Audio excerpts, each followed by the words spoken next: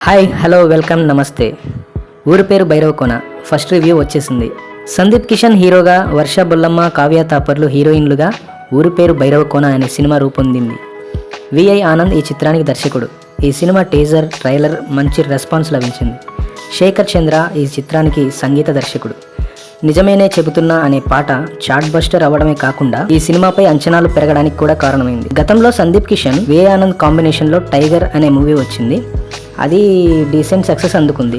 అందుకే ఊరి పేరు భైరవకోన సినిమా ఈ వారం ప్రేక్షకులకి ఫస్ట్ చాయిస్గా మారిపోయింది అని చెప్పాలి. చిత్ర బృందం అయితే ఈ సినిమా సక్సెస్పై చాలా కాన్ఫిడెంట్గా ఉంది.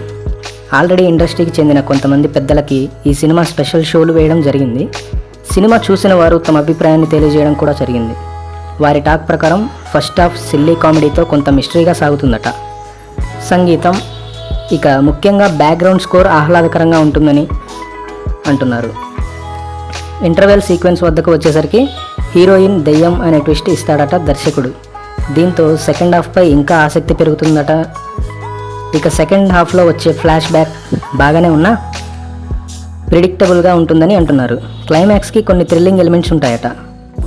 సందీప్ కిషన్ నటన బాగున్నప్పటికీ వర్ష బొల్లమ్మ నటనకి ఎక్కువ మార్కులు పడతాయని అంటున్నారు. కావ్య తాపర్ పాత్ర గురించి ఎక్కువ చెబితే స్పాయిలర్ అవుతుందట.